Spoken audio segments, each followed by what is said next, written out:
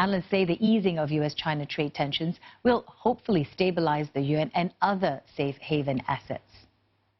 Well, I think, the trade calming rhetoric that's coming out of both sides here, the U.S. And China, is very positive for the RMB. We've actually seen a switch in the economic data in China, which is very, very positive. Even today's inflation numbers, the CPI was lower, but PPI was not as great as what it could be. It's still sort of positive, but not great, but positive.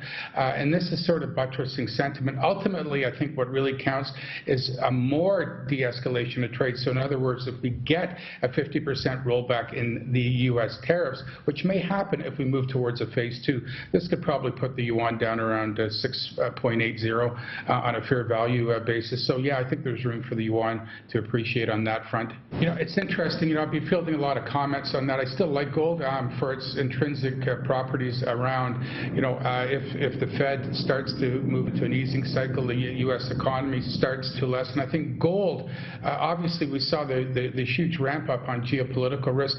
That's a factor, but it's not a long-term factor. It's geopolitical risks tend to fade very quickly. However, what I look is at real yields. If the Feds have to move into a defensive posture, this is going to bring down real yields, and this will add to gold's luster. So a little bit surprising we jumped so high, given the fact that the U.S. economy is under really no threat from rising oil prices, given the fact they're completely oil dependent and actually exporters of oil. Higher oil prices are good for the U.S. economy. So that wouldn't have moved the Fed. I'm very surprised by the initial reaction, but not surprised that we're seeing gold trade back down towards 1550 today.